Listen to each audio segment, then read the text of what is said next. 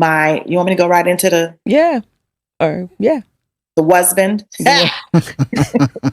My name is Joy Trout, and I am currently living in Phoenix, Arizona. I've been here for a little over a year and a half now. I'm Maisha. I am so excited to be here. I don't know. I'm just a beautiful soul, I guess. Yes. I'm Yes, you excited are. about life. I'm excited about the conversation today. I'm from Orange County, California, specifically Irvine. Mega church pastors' wives are now speaking out and explaining why they got divorced. And honestly, this is worth listening to because you won't believe what they reveal. As my story goes on, I am the product of two missionaries. Mm. I was born on the mission field on the island of St. Kitts and in the West Indies. And then my family came to the U.S. They're from the U.S. already, but they came back to the U.S. in the late 70s. And my parents had a church and everything. So I'm a PK. Mm. And for those who don't know what it is, preacher's kid. So, yeah, I grew up a preacher's kid. So I have been in church my entire life. I did not have the sex talk with my mom until, the day that I started my cycle. And she was like, okay, well, now you can get pregnant. And that was pretty much it. Wow. Yeah. So we never really had that, which her mother never talked with her. So, some things are just generational patterns. I won't say curses, but patterns. And so growing up like that, and with a father who was he was there, but not there. One of those. He was definitely one of those preachers that everything was about the church, the people. What are the people going to think? What are the people going to say? What are the people? And I was so sick of that. And I was almost kind of relieved when that kind of went belly up, honestly, because I felt like I didn't have to live under that scrutiny anymore, of being that PK. Yeah. And all of the things that go along with it. So I met you want me to go right into the husband? Yeah. I love it. New term. Husband. We're going to add that to our dictionary, our vocabulary. Yeah. So I met him when I was 14. He was 16 at the time. And it was around the time where things were going haywire in my own family. Mm-hmm. So I gravitated towards what I thought was safe, right? He became a savior to me. And he really did kind of rescue me, if you will, from some of the hell that was going on in my home. He came from a broken home. He never really grew up with his father. So here we got two kids coming from broken homes. Mm-hmm. That's already a recipe for disaster. No doubt. So, we dated all through high school. We dated through college. I graduated in May of 92, got married in June of 92. What? Wow. My whole senior year, I just planned my wedding. I don't even remember going to class or nothing, but I did graduate. That's wild. Had a decent GPA, yeah. Mm-hmm. I went to college in Cambridge, Massachusetts. If you don't know where Cambridge is, that's where Harvard University is. In fact, I had to walk through, they call it the Harvard Yard. I'm using my Boston accent, exaggerated, but Harvard, yeah. Mm-hmm. I didn't go to Harvard, but I walked through Harvard, yeah. Every day. So at any rate, so I went to school to be a teacher, actually. I have a degree in elementary education and a minor in psychology. And boy, have I used that degree. I didn't know you had a minor in psych. Wow. Okay. Yes. So, but life has really taught me a lot of things, more so than the books. You know how that goes. Absolutely. To be able to share with other people. But around this time, my husband was traveling. Calling your ex-husband names is never a good idea. If you really listen, sweet stories are judged by how they're told. And this one feels off. Joy Trout, who is still very much a Christian, has been calling her ex-husband husband, almost making fun of the situation. To me, that feels strange for a woman of God. He didn't really feel loved, and that's why he cheated. Now, I'm not saying cheating is ever right. A man can still cheat even if he has a good partner. But the way she's talking about it, joking and throwing names, doesn't sit well. Anyway, let's see what she's up to. he left the church as a youth pastor and associate pastor and started doing full-time evangelism. So he was gone a lot. And I didn't so much mind that. Gave us just some space. You know, we were having problems in Boston. So we moved to Dallas. You know, I thought things would probably get better. And they would, and then they wouldn't, and they would, you know, so just like this push and pull kind of dynamic. When he went on the road, it was like great because he wasn't there. It was peace in the valley, honey. Peace. Woo! So, at any rate, I never had an issue with like the infidelity. Really, I never even really considered that he would, you know, get involved in something like that because I just didn't. That I didn't have those fears really until they were presented to me. And I told him, I was like, listen, I will always trust you unless you give me a reason not to. I couldn't afford to be one of those paranoid wives that's looking for lipstick on collars and smelling for woman's perfume and checking pocket. I didn't have time for all that. To me, that he's not very faithful. And first time I discovered it, I confronted it, our spiritual father. And on that word alone, he had to preach and all that kind of stuff, but he got the job. That's when it got scary for me because he was going to be in charge of a church. And I'm like, I don't know if he can handle it. February, March of 2010, he gets installed. They have a huge installation service. The who's who of bishopdom came to the service, laying hands on us and all of the things, right? And 3 weeks later, it went kaboom. I say boom for that one. It went kaboom 7 years later. It went boom then. And we ended up separated. I ended up living in like an extended stay, kind of hotel place. The 3 weeks after? 3 weeks after installation. Okay. It got physical, all of the things. Because I kind of discovered that he was getting involved, whether emotionally or not. It didn't matter. I confronted that stuff. And he didn't like it. That's when I got really vocal. And so I incriminated myself. Okay, how so? So I wanted to take my life because I was like, this is just not working. I don't think things are going to ever change. So I called 911. I was like, are you having an affair? Just like that. And of course it was like, no, I'm not having no affair. And then I named the person. Oh. Yeah, I named the person. This person was very close to us. She was our goddaughter. I was the mother of the bride in her second wedding. Wow. We paid for her wedding. Very close to us. And she was married, had a kid. She was married. And so I named her. I won't name her on this show, but I named, yeah. But of course it was like, no, I'm not with her. She's not my type. Okay. But today he's married to her. But anyway, we'll get to that later. What? Yeah. Wow. And after denial, but then he ends up marrying her. We'll have to talk about that part.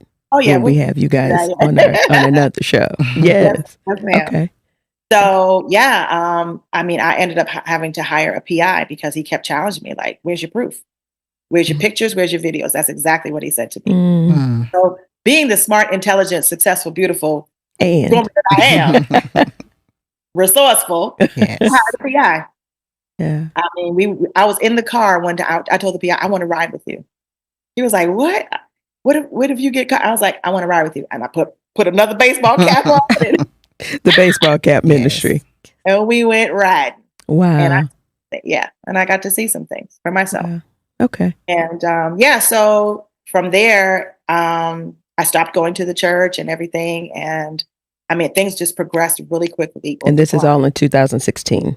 All into 2016 and then going into 2017. Okay. By March, we had gone to a place, and we could talk about that later. We were sent somewhere to get help for 30 days, and that was a farce. By October, we were fully fledged divorced. Wow. 2017. Wow. I discovered stuff around November 2016, and by October 2017, you were divorced. You never really hear it all until you're done with part 2. Trust me on this one. Phew. Now, watching this woman speak the way she did, almost making fun of the whole situation, was something else. And let's not forget, if you remember her own words, she once said she almost committed suicide because of what her ex-husband did. The cheating, the betrayal. Oh, heavy stuff, right? But now she's given the chance to speak it out loud, and in turn, she's using it to advise people who might be facing the same unfortunate reality in their marriages. But here's the twist. Instead of going deep and serious, she kind of makes jest of the whole issue. And honestly, my own take, she must have been one of those detective wives. You know, the type always digging, checking, following, making life hard for the man. Because sometimes we can detect a little truth hidden inside emotional stories. One thing's for sure, people think widely when listening to someone pour out their story. And if you can remember, she admitted she had even hired a detective at some point. And in one occasion, she actually followed her husband to see exactly where he went. Now imagine that level of distrust. So let's not say too much. Instead, let's listen closely now to Maisha Cheney. I'm very empathic and I can feel what people feel. And so to hear pain and sadness and deceit and all those things it can be like, so thank you for sharing that. Absolutely. Survive it, live it, and thrive. And sometimes I'm just amazed at what we handle as human beings. Absolutely. Definitely. Especially God's house is just wild to me. Yes. So I'm Maisha. I grew up in Long Beach, California, kind of in the 80s and 90s. Mm-hmm. I am one of 4 siblings.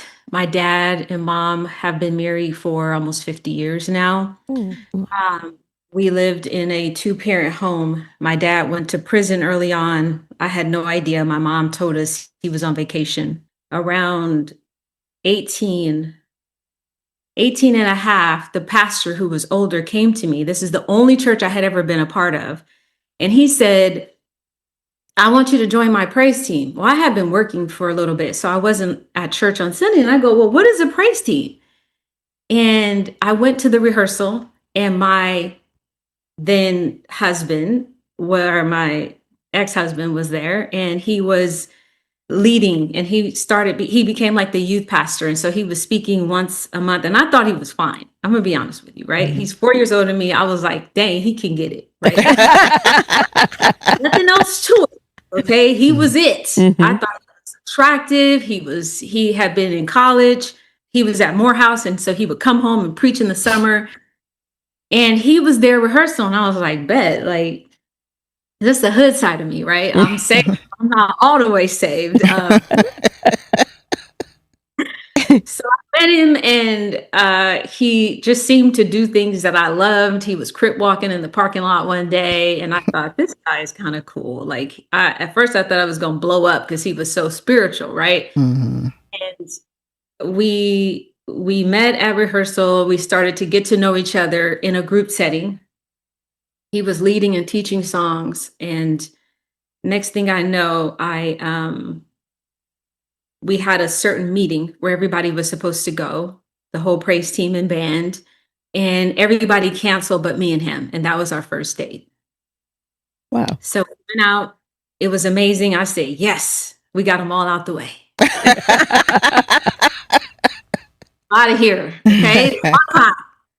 And I asked him, I said, how come everybody has your phone number but me? And he said, oh, you don't have my number? So he gave me his number, and I thought of a reason to call him. And it was just very magical to me. I felt like Jack, who got the ticket to the Titanic. It was from this poor background with these high, big dreams, and this guy who had this family that seemed like they were very well off. They had the St. John knits in the 500 Mercedes Benz coming to church, and they very well known in our city. And I thought, oh my goodness, I finally have the life. I'm looking from the outside in. I am doing no checks for inside. I met this man and I told him, listen, we started dating. We saw each other every day from that moment. I met him, like, we started dating in August, my birthday in November. He flew me to Hawaii for my birthday. I had never been on a plane. Wow. Limousine waiting for me. You understand? We're 19, Right. 22. And as you know, I was done. Right. As you know, Absolutely. I was all in. I'm yours. Whatever you want. And I jumped off the cliff completely, 100%. I was all in. Finally, I had love. I never asked the question, was I loved? I wanted to love you. I'm going to choose to love you. I'm going to give you everything. It was completely one-sided. We get married. We're all in this church. Everything seems to be, I think about a year and a half. We had, I got pregnant, finished nursing school. I was working as a registered nurse, got pregnant. And when my son was 7 weeks old, I found out I was pregnant with my daughter. So it was 2 years back to back. Oh my God. And I am an overachiever. I was like, bet, we're going to get this done. I was checking stuff off the box. I was changing diapers. 1, 2, let's go. I was working at the church when I wasn't working as a nurse, raising 2 kids, and I was doing pretty much everything by myself. I didn't think anything was wrong with that. I had immense capacity. I thank God for the opportunity. I was just happy to be what I thought was loved at the time. I didn't really know what I was getting myself into. About a year in, I thought, holy shit, oops. You fine. It's okay. Oh man. I couldn't go back though. Mm-hmm. I knew without a shadow of a doubt, between 6 months to a year in, Houston, we have a problem. Man. Wow. But I had already done all this public stuff. Everybody had known. It was such a great family. From the outside looking in, it seemed great. So I made a promise. You know what? Whatever it takes, I'm going to make this work. I'm going to do whatever I have to do. I don't need to be loved. Just don't hurt. Mm-hmm. Just don't make me go negative. So that started a life of me building this family on a foundation that was very faulty and very disconnected from what I needed as a human and as a soul and as a person. And very performative. So I was answering on the first ring. I was doing everything at the church that needed to be done. I was overachieving. I was staying up maybe 20 hours a day, working. Some days I didn't even go to sleep. Wow. Making sure no dishes were in the sink. Some of this was what I did to myself to be enough, to be organized, to stay on top of everything, to know every detail. The hypervigilance that I had as a child, I now had in my marriage and in my church and in my family. Attention to all, where's my blue tie? Where's my belt? Did I do my message? And I would memorize everything for another human's life, plus my own, plus the children, plus the ministry, and plus whatever else I needed to do. Leading worship on Sunday, still working. Eventually, we got into a lot of great fun things. We did reality TV. I wrote a book. I started like a women's movement that was deep, hiding behind the lipstick, which I was the one hiding. Created a space to give myself what I needed, but that I could not tell anybody about. I had experienced the little micro things in my marriage. I was more of the priest. So I would take on all the stuff that my ex-husband would share with me, and I would have to alchemize that. And he told me, like, you're the only person I can trust. There's nowhere else I can go. I feel safe with you. And, you know, I did this or I did that, different things he was dealing with in his own journey. And I would be so accepting and like, wow, why you? Why would these things have to happen to you? And yet I felt responsible to hold that for him. So in my brain, from the very beginning, I was wired to think, I need to be emotionally available for all of your dark side and all Jesus. and I need to hold this. I never ever thought, well, what about me? Yeah. Who is holding me? What do I do with all this? So for years and years and years and years and years. And finally I said, you know what? I don't want to die holding all these secrets. I just started. And I went home, and my ex-husband would ask me after every therapy session, everything we talked about. And I would tell him, I had no secrets. I told 100%. If he could blink at me and I knew, I better fess up. If I spent too much money on a credit card or anything, I would tell it, because I was so afraid that I would not be loved. I didn't do everything right. Yeah. So I couldn't bear being dishonest. So I would tell him everything we talked about. So he was always up to date. And we got to this point where I started saying to my therapist, this is what happened to me. And he go, that's when I knew something was really wrong. I had no clue. It was therapy. And it was after 6 months of me finally sharing little moments. It may be in a conversation or some of the priest stuff that I heard, in the confessional, that I would say, this happened. And he would reflect back to me that wasn't okay. And I just remember thinking, I knew it wasn't, but Mom dealt with this. Dad was like this, and I started making the connections. Yeah.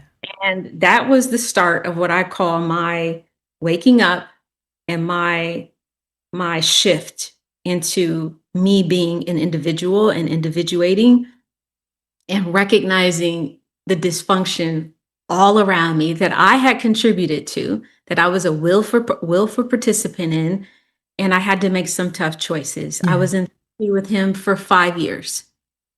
I graduated the program and I continue with him. And I said, I'm gonna be with you until you help me till I'm divorced. We walked through step by step. I had no idea. I never mentioned the D word. I just knew this was broken beyond repair, and went through a lot in the pandemic, had a lot of loss. My daughter attempting suicide. My dad had a stroke. My sister had about 9 seizures and was in critical care. My sister-in-law died at 37 with 4 kids. My ex-husband's aunt died the same month. It was just everything that could happen to emotionally bankrupt me happened, and I ran out. And when I ran out of everything that I possibly had to give, there was no one there to support me. And I had built up the courage through my master's program and through therapy work that I can be a self and that I could assert what I needed out of life. And things that used to be totally okay stopped being okay. And I started to speak up. No, I cannot be talked to this way. No, I cannot be treated this way. This is how it has to be from now on.